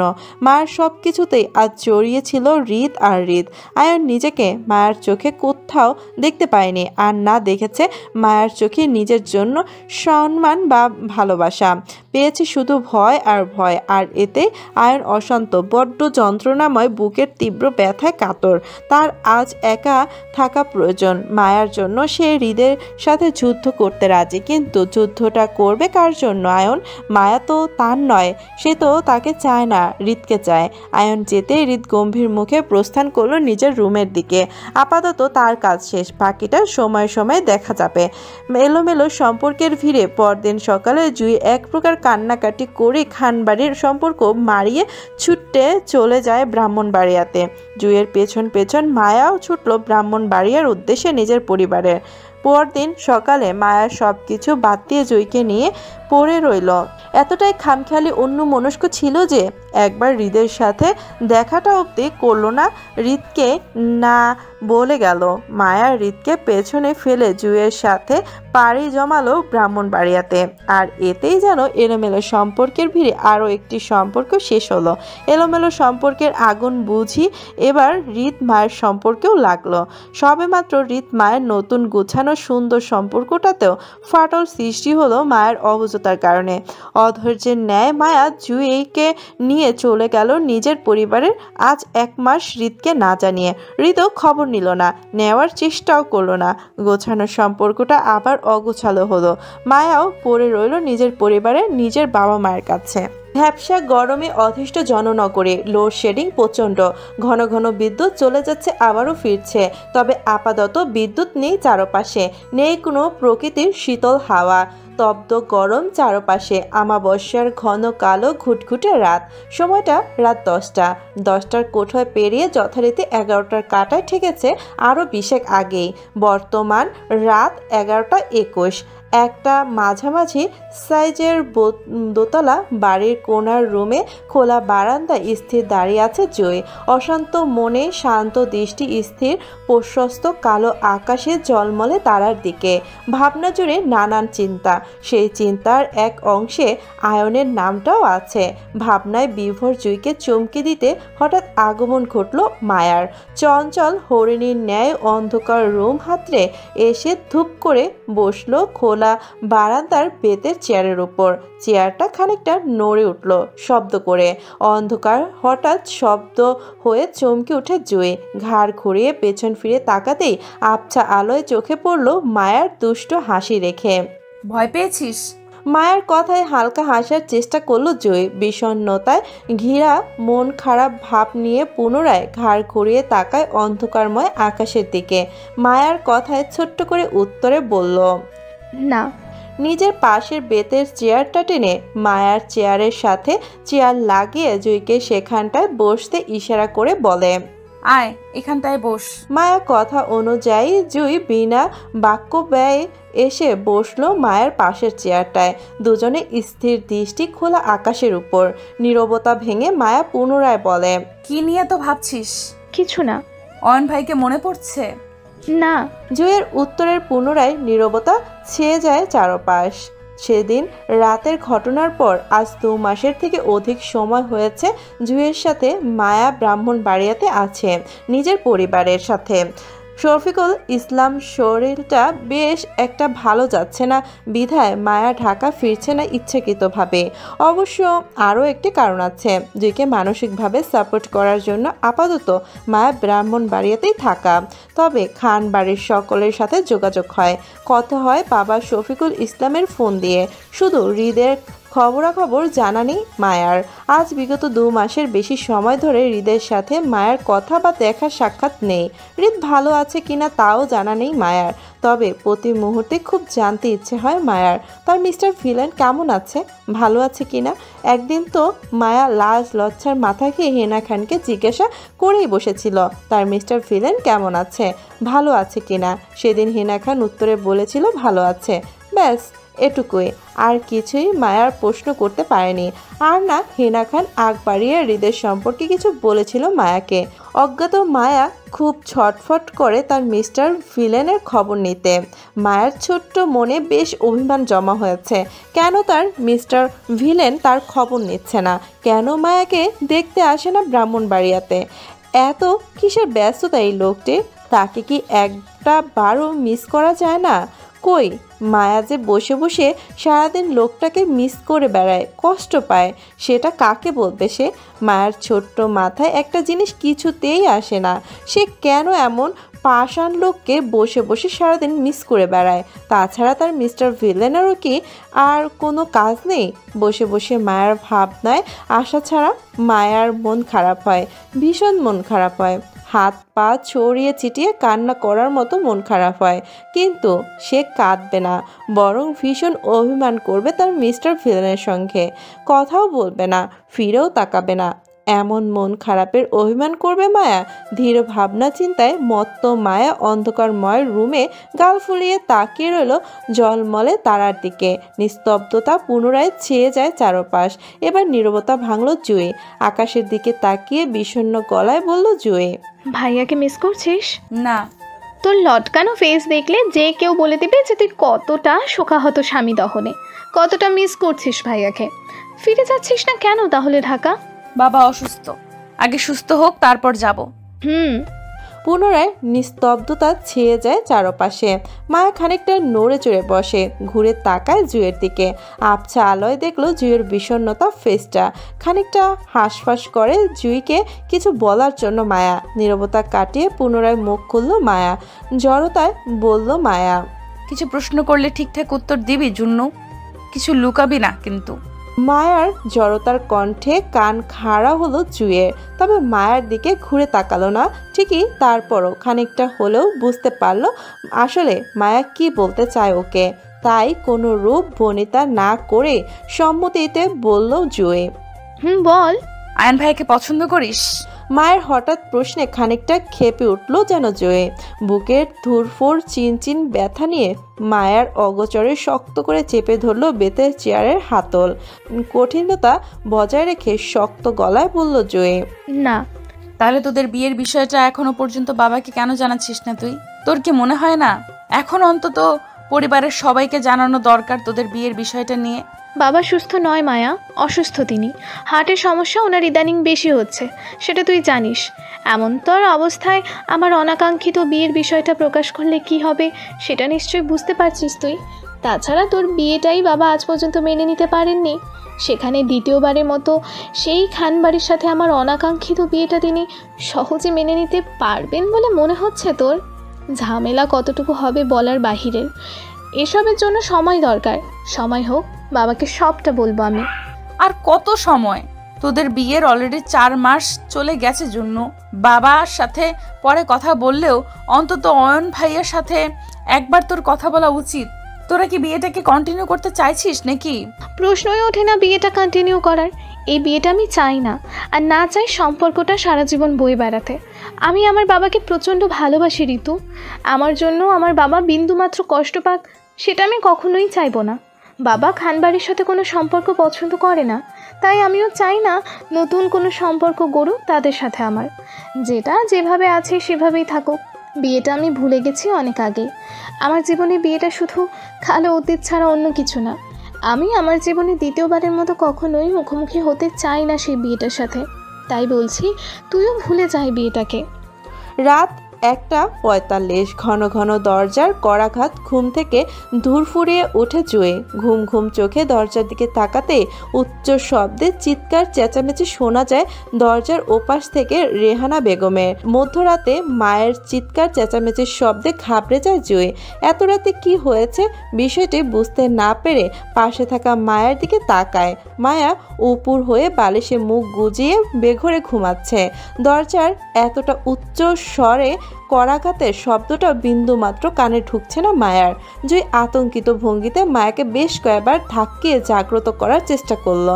মায়াকে কিছুতেই ঘুম থেকে উঠাতে না পেরে বাধ্য হয়ে জুঁই একাই ছুটল দরজার দিকে। রুমের লাইট জ্বালিয়ে দরজা খোলাতেই চোখে পড়ল রেহানা বেগমের কান্না জড়িত লাল হয়ে ফুলে যাওয়া মুখটা। আতঙ্কিত জুঁই সঙ্গে সঙ্গে রেহানা বেগমকে চাপটে ধরতেই তিনি ডুকরে কেঁদে ওঠে জুঁইকে বুকে নিয়ে। অস্পষ্ট স্বরে বলতে থাকে, তোদের বাবা হার্ট অ্যাটাক করেছে জুঁই। আরিফ তোদের বাবাকে গাড়িতে উঠাচ্ছে। তাড়াতাড়ি চল তোরা দুজন, মায়াকে ডাক। তোদের বাবা জ্ঞান ফিরিয়ে তোদের দুজনকে পাশে দেখতে চাইবে। চল তাড়াতাড়ি, তোরা দুজন আমাদের সাথে। রেহানা বেগমের কথায় আকাশ ভেঙে পড়ল যেন জুঁইয়ের মাথায়। সশব্দে কেঁদে ওঠে, পরপর ধাক্কিয়ে জাগ্রত করে মায়াকে শফিকুল ইসলাম কথা জানাতেই হাউমাউ করে কেঁদে ওঠে মুহূর্তে। রাতে শফিকুল ইসলাম ভালো ছিলেন, হঠাৎ করে কিভাবে হার্ট অ্যাটাক করলেও কেউই বুঝতে পারছে না বিষয়টি। অক্ষত জুঁই ও মায়া রেহানা বেগমের পিছু পিছু ছুটে যায় শফিকুল ইসলামের কাছে। অজ্ঞান অবস্থায় শফিকুল ইসলামকে নিয়ে ব্রাহ্মণবাড়িয়ার মেডিকেল হসপিটালে ভর্তি করাতেই ডক্টর জানায় শফিকুল ইসলামের অবস্থা বেশ ক্রিটিক্যাল। ওনার ব্রাহ্মণবাড়িয়াতে ভালো চিকিৎসা হবে না, তাই ঢাকার একটা হসপিটালে রেফারেন্স করে দেয়। এমার্জেন্সিতে অ্যাম্বুলেন্স করে মধ্যরাতেই ছুটতে চলে আসা ঢাকার উদ্দেশ্যে আরিফ অসুস্থ শফিকুল ইসলামকে নিয়ে। অক্সিজেনের মাস্ক লাগিয়ে রেখেছেন শফিকুল ইসলামের মুখে। তার পাশে বসে আছে বিধ্বস্ত অবস্থায় রেহানা বেগম, জুঁই ও মায়া। আরিফ ড্রাইভারের সাথে বসা। উত্তেজিত ভঙ্গিতে বারবার ঘুরে ফিরে বাবাকে দেখছেন আর ফোনে কারোর সঙ্গে হসপিটালে ভর্তি করানোর বিষয়টি আলোচনা করছে। যথারীতি রাত 3:21 পৌঁছায় ব্রাহ্মণবাড়িয়ার ডক্টরের রেফারেন্স করা ঢাকা হসপিটালের মধ্যে শফিকুল ইসলামকে নিয়ে। সেখানে পূর্ব থেকে উপস্থিত ছিল মায়ের বড় বোনের স্বামী শাহিন আহমেদ এবং তার ছোট ভাই শুভ আহমেদ। যথারীতি শফিকুল ইসলামকে কেবিনে শিফট করতেই নার্সরা এগিয়ে আসে সেদিকে এবং এমার্জেন্সি ওয়েতে ডাক্তারও ডাকা হয়। কয়েক মিনিটের মধ্যে কক্ষে ডাক্তার প্রবেশ করতেই দেখল ছোটোখাটো ভিড় জমানো রোগীর চারপাশে, তবে সবাই সামনের দিকে ফেরানো। তাই ডক্টর অত্যন্ত গম্ভীরতার সহিত দরজার সামনে থেকে সবার উদ্দেশ্যে সতর্কতা অবলম্বন করে বলে, রোগীর চারপাশে এত ভিড় কেন করে আছেন আপনারা? প্লিজ আপনারা সবাই বাইরে যান, রোগীকে স্পেস দিন। কথাগুলো বলতে বলতে থামে আয়ন। উপস্থিত মায়া সহ পরিবারের সবাই ঘুরে তাকায় আয়নের দিকে। সবাই চমকে উঠে আয়নকে ডক্টরের জায়গায় দাঁড়িয়ে থাকতে দেখে। পরক্ষণেই আরিফের মনে পড়ল আয়ন একজন বিশিষ্ট কার্ডিওলজিস্ট, হার্টের ডক্টর। ফিহা অসংখ্যবার বলেছিল তাকে। ভাগ্যক্রমে আবারও খানবাড়ির দুয়ারে আসতে হলো তাদের। আয়ন আজ প্রায় 2 মাস পর মুখোমুখি হলো মায়ার, তাও আবার সপরিবারে। স্তব্ধ নির্বাক আয়ন দরজার সামনে দাঁড়িয়ে থাকতে উত্তেজিত মায়া দৌড়ে আসে আয়নের সামনে। পুরাতন কথা ভুলে গিয়ে শুধু মাথায় থাকলো আয়ন ভাইয়া একজন ভালো ডক্টর মানুষ, যে মানুষের প্রাণ বাঁচায়।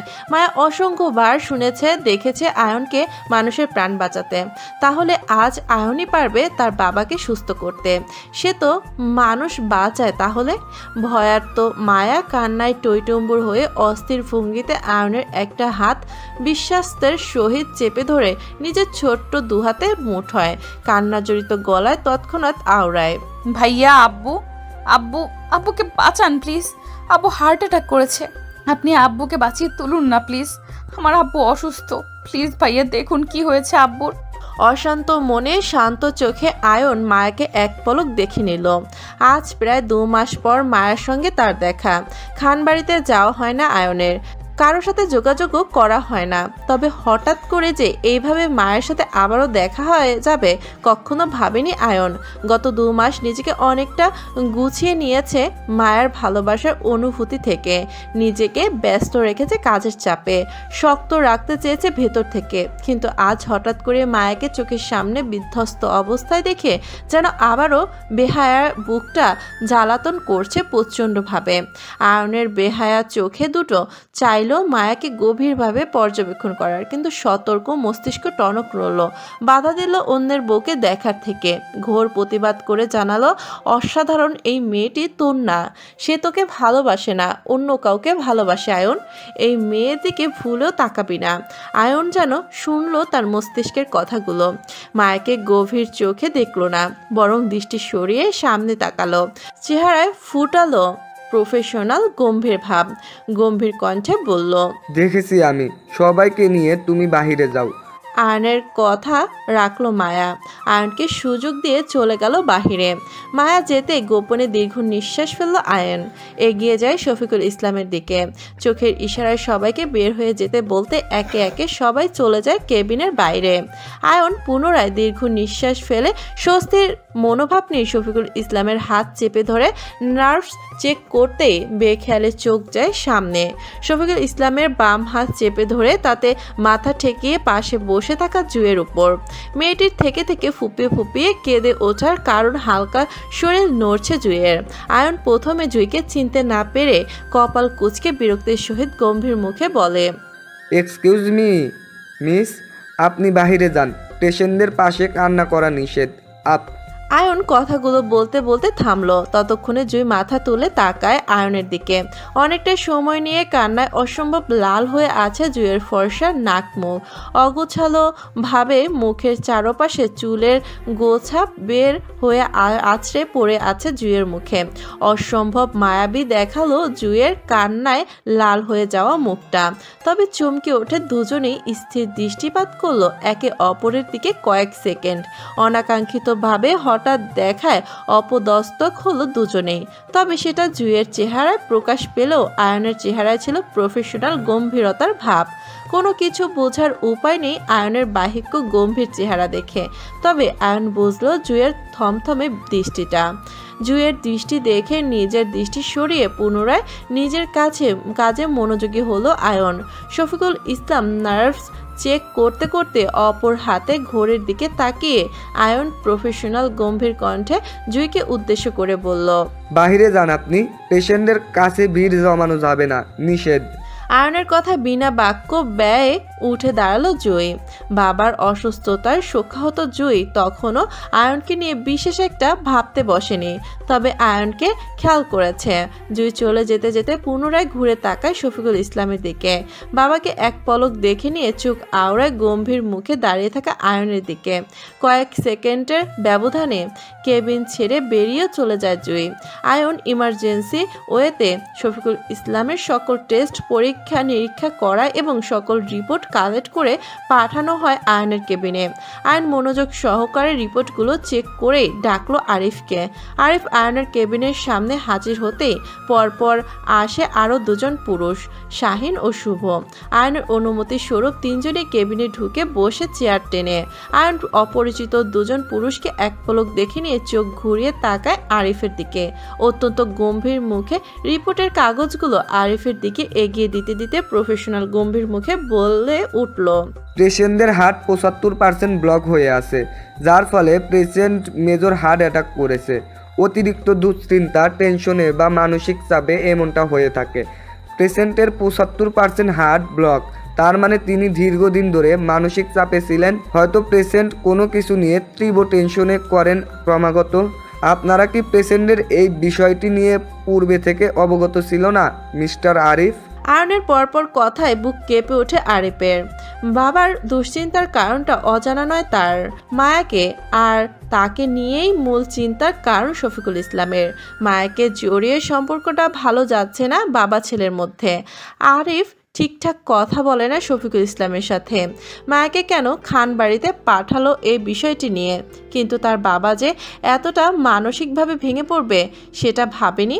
আরিফ নিজের বাবার মৃত্যুর সঙ্গে লড়াই করতে দেখে কষ্টে দলা পাকিয়ে আসছে কান্নাগুলো গলায়, কিন্তু তারপরেও দারুণ শক্ত থাকলো উপর দিয়ে আরিফ। স্থির বসে রইল, কঠিনতা বজায় রাখলো মুখশ্রীতে।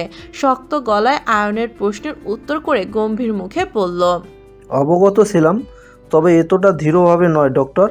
বিষয়টি এতটা গভীর হবে ধারণা ছিল না আমাদের। তবে কিছু পারিবারিক সমস্যায় দীর্ঘদিন ধরে ডিপ্রেশন ভুগছিলেন তিনি। আমাদের মতামতের অমিল থেকে বিষয়টি আমি গভীরভাবে লক্ষ্য করতে পারিনি এতদিন, কিন্তু আপাতত সব কিছুর ঊর্ধ্বে নিজের বাবাকে সেভ রাখতে চাই। আপনি চিকিৎসা শুরু করেন ডক্টর। যে কোনো কিছুর মূল্য হলেও বাবাকে হেফাজত করতেই চাই। আরিফের কথার যথার্থ অর্থ বুঝলো আয়ন। প্রফেশনাল গম্ভীর কণ্ঠে পুনরায় বলল, আপাতত আমার পেশেন্টকে অবজারভেশনে রেখেছি। আমাদের বাকি ডক্টররা মিলে প্রস্তুতি নিচ্ছে। অল্প কিছুক্ষণের মধ্যে পেশেন্টের হার্টের অপারেশন করা হবে। আশা করছি ঠিক হয়ে যাবেন, বাকিটা আল্লাহর ইচ্ছা। তবে আপনাদের পেশেন্ট বিষয়ে বেশ সতর্কতা অবলম্বন করতে হবে। আমি আপনাদেরকে সতর্কতার সকল বিষয়গুলো পরে বুঝিয়ে বলবো। আপাতত আপনারা হসপিটালের সকল ফর্মালিটি ফিল আপ করে আসুন। পেশেন্টকে ওটিতে নিতে হবে। আরিফ আয়নকে সম্মতি জানিয়ে উঠতে উঠতেই শাহিন দ্রুততার সঙ্গে নিজের ভাই শুভকে বলে জুইয়ের পাশে থাকতে। তারা হসপিটালের সকল ফর্মালিটি পূরণ করে আসছে একটু পর। কথাগুলো বলতে বলতে তিনজনই দ্রুত পদে আয়নের কেবিন হতে বের হয়ে যায়, কিন্তু পেছনের থেকে আয়ন কপাল কুঁচকে তাকিয়ে থাকে শুভ নামক ছেলেটির দিকে। আপাতত বুঝতে পারছে না অপরিচিত ছেলে দুটোর সাথে মায়ের পরিবারের সম্পর্কটা কি। ভোর 5:23 উজ্জ্বলময় সকাল, চারপাশে কালো রাতের আধার কাটিয়ে সকালে মিষ্টি সাদা আলো ছড়িয়ে পড়েছে চারপাশে ততক্ষণে, কিন্তু আপাতত মায়ের পরিবারের সেদিকে কারো কোনো খেয়াল নেই। বিষণ্ণতায় ঘেরা এক একজন ওটির সামনে বসে আছে চিন্তিত ভঙ্গিতে। রেহানা বেগম মুখ চেপে নিঃশব্দে কাঁদছে। ওনার কোলের উপর মায়া মাথা রেখে ফ্লোরে বিধ্বস্ত অবস্থায় চুপচাপ বসা। কান্না থেমে গেছে, কিন্তু থেকে থেকে ফুপিয়ে উঠছে। আর তার ঠিক 2 চেয়ার পরে জুই নিজের 2 হাত মাথায় চেপে ধরে নিচের দিকে ঝুঁকে বসে আছে, রানের উপর কোণে ঠেকিয়ে, দৃষ্টি স্থির সাদা ফ্লোরের উপর। তার পাশাপাশি চেয়ারটায় শুভ বসে আছে জুইয়ের জন্য কফি হাতে নিয়ে। দৃষ্টি বারবার ঘুরফেরা করছে জুইয়ের উপরে। শাহিন ফোন কানে নিয়ে এক পাশ চলে গেছে, নিজের কান্নারত স্ত্রীকে বারবার সান্ত্বনা দিচ্ছেন আর শফিকুল ইসলামের অবস্থার বর্ণনা করছেন রয়ে শোয়ে। আরিফ ওটির সামনে দাঁড়ানো স্থির অবস্থায়। শফিকুল ইসলামের অপারেশন চলছে, ঘন্টা 3 হতে চলল। ভেতরের অবস্থাটাও কারো জানা নেই। হসপিটালে ধীরে ধীরে শোরগোল বাড়ছে। সকাল হয়ে আসায় চারপাশে মানুষের ভিড়ও বাড়ছে হসপিটালের মধ্যে। গুমট পরিবেশে হঠাৎ করে ওটির দরজা খুলে বের হয় আয়ন। আয়নকে বের হতে দেখেই দ্রুত এগিয়ে আসে আরিফ। শাহিন নিজের স্ত্রীকে কল কেটে অস্থির ভঙ্গিতে দুজনেই শফিকুল ইসলামের অবস্থা জানতে চাইল আয়নের কাছে। আয়ন হাতের সাদা গ্লাভস টেনে খুলতে খুলতে সূক্ষ্ম চোখে চারপাশে পরিবেশটা পর্যবেক্ষণ করলো একবার। মায়াকে রেহানার বেগমের কোলে লুটিয়ে পড়ে থাকতে দেখে চোখ ঘুরালো জুঁয়ের দিকে। তখনও জুঁয়ের পাশে থাকা শুভকে চোখে ভিড়ল না আয়নের। আয়ন পুনরায় চোখ ঘুরিয়ে মায়ার দিকে তাকায়। জুঁই মায়ার পরনে একই রকম সুতির ড্রেস পরিহিত, পায়েও একই রকম দেখতে বাড়ির জুতা পরা, হাতের চুড়ি থেকে পায়ের পায়েল সহ একই রকম, একই কালার, একই ডিজাইনের পরা, চুলগুলো সহ একই রকম করে হাত কোপায় বাঁধা। দুজনকে দেখতেও একই রকম লাগছে। কতটা আদরে হলে দুই কন্যাকে একই রকম সাজে সাজিয়ে রাখে তার পরিবার, সেটা বেশ বুঝতে পারল আয়ন। হয়তো মায়া আর খান বাড়ির সম্পর্কে ঘিরেই শফিকুল ইসলামের হঠাৎ হার্ট অ্যাটাকের কারণ। আয়ন মায়ার থেকে দৃষ্টি সরিয়ে পুনরায় জুঁয়ের দিকে তাকায়। কোনো এক মনস্তাত্ত্বিক কারণে জুঁয়ের সাথে প্রথম থেকেই সম্পর্কটা ভালো নয় তার। ভালো করে লক্ষ্য বা কথা হয়নি জুঁয়ের সাথে আয়নের, অথচ এই মেয়েটি আয়নের অনাকাঙ্ক্ষিত বউ। আয়নের ভাবনার মাঝে ততক্ষণে আয়নের দৃষ্টিতে পড়ল জুঁয়ের পাশে বসা শুভকে কফি হাতে। আয়নের হালকা কপাল কুঁচকে আসে বিষয়টি লক্ষ্য করে, তবে সে সেদিকে মনোযোগী হলো না। তৎক্ষণে নিজের দৃষ্টি সরিয়ে আরিফের দিকে স্থির করে, মুখে মাস্ক টেনে খুলতে খুলতে জানায় অপারেশন সাকসেসফুল হয়েছে, পেশেন্টকে কিছুক্ষণের মধ্যে কেবিনে দেওয়া হবে। আয়ন কথাগুলো বলতে বলতে একবার চোখ বুলিয়ে দেখে নীল ঝুঁকে থাকা জুঁইকে। তবে জুঁইয়ের পাশে শুভর বসে থাকা বিষয়টি বুঝল না আপাতত আয়ন। জুঁই একটা বারের জন্য মাথা তুলে আয়নকে দেখল না পর্যন্ত, শক্ত কঠিনভাবে মাথা ঝুঁকে বসে রইল সেভাবেই। আয়ন নিজের বাক্য শেষ করে পা বাড়ায় নিজের কেবিনের দিকে। যেতে যেতে আবারও কোনো এক মনস্তাত্ত্বিক বিষয় আয়ন চোখে আউড়িয়ে জুঁইকে দেখে নিল এক পলক। সকাল 9টা, শফিকুল ইসলামকে কেবিনে শিফট করা হয়েছে, ঘন্টা 4 হবে।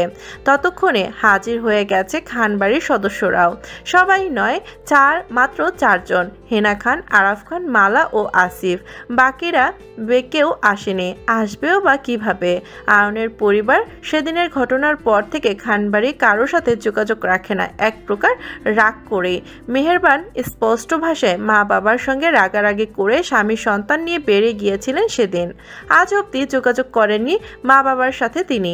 এমনকি ফিহাকেও খান বাড়িতে আসতে দেয় না মেহেরবান। আর হেনা খানের বড় মেয়ে সাহেবা, তিনি স্বামী সন্তানদের নিয়ে লন্ডনে আছে বর্তমানে।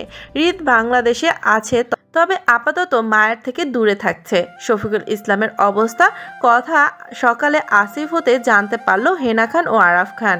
আয়নের সাথে যেহেতু হেনা খানের যোগাযোগ নেই, তাই আয়ন মায়ার বাবার হার্ট অ্যাটাক বিষয়টি তাদেরকে জানায়নি। আসিফ কেমন কেমন করে যেন জানলো মায়ার বাবার অসুস্থতার কথাটি, আর বিষয়টি জানতে পেরেই সে আরাফ খানকে জানায় এবং সবাইকে নিয়ে ছুটতে আসে হসপিটালে শফিকুল ইসলামকে দেখতে। আর এই হসপিটালে আসার পরপরই আবারও জানতে পারলো মায়ের বাবার অপারেশনের আয়নই করেছে। আয়ন বর্তমানে হসপিটালে নেই। শফিকুল ইসলাম অপারেশন করেই সে চলে গিয়েছিল নিজের ফ্ল্যাটে। আপাতত তার শিফট শেষ। সেদিনের ঘটনার পর আয়ন নিজের ফ্ল্যাটে একা থাকে। চৌধুরী বাড়িতে যাওয়া হয় না তার আর। বাবা বোনের সাথে টুকটাক কথা হলেও মেহেরবানের সঙ্গে একদমই কথা হয় না আয়নের। এবং নিজেকে সকল প্রকার গুমোট অনুভূতি থেকে বাঁচানোর জন্যই স্বেচ্ছায় কাজের চাপ বাড়িয়ে দিয়েছে আয়ন। 24 ঘন্টা থেকে আয়ন দিন রাত 15 ঘন্টায় হসপিটালের কাজে কাটায়, বাকি 9 ঘন্টা ঘুম আর খাওয়া দাওয়া ব্যয় করে। মায়া হেনা খানের কোলে মাথা রেখে বসে আছে কেবিনের ভিতর ফ্লোরে। জুঁইও মায়ার মতো একই ভঙ্গিতে রেহানা বেগমের কোলে মাথা রেখে বসা। শফিকুল ইসলামের জ্ঞান ফিরেছিল মাঝে, তবে অল্প কিছুক্ষণের মধ্যে পুনরায় ঘুমিয়ে পড়ে, কারণ ওনাকে ডক্টররা ঘুমের কড়া ডোজ দিয়েছে, তাই এই মুহূর্তে তিনি ঘুমিয়ে আছে। মস্তিষ্ক ঠান্ডা রাখার জন্য ঘুমটা আপাতত জরুরি। উত্তেজিত পরিবেশটা এখন শীতল হয়ে আছে, কারো মধ্যে কোনোরূপ উত্তেজনা নেই, তবে গুমোট হয়ে আছে সবাই। আরাফ খান টুকটাক কথা বলছে আরিফ ও শাহিনের সঙ্গে। ভদ্রতার সহিত আরিফও মাথা নাড়িয়ে সকল কথার উত্তর দিচ্ছে আর মাঝে মাঝে চোখ আউড়িয়ে সবাইকে পর্যবেক্ষণ করছে। হেনা খান বিরতিহীনভাবে মায়ের মাথায় হাত বুলিয়ে দিচ্ছে আর টুকটাক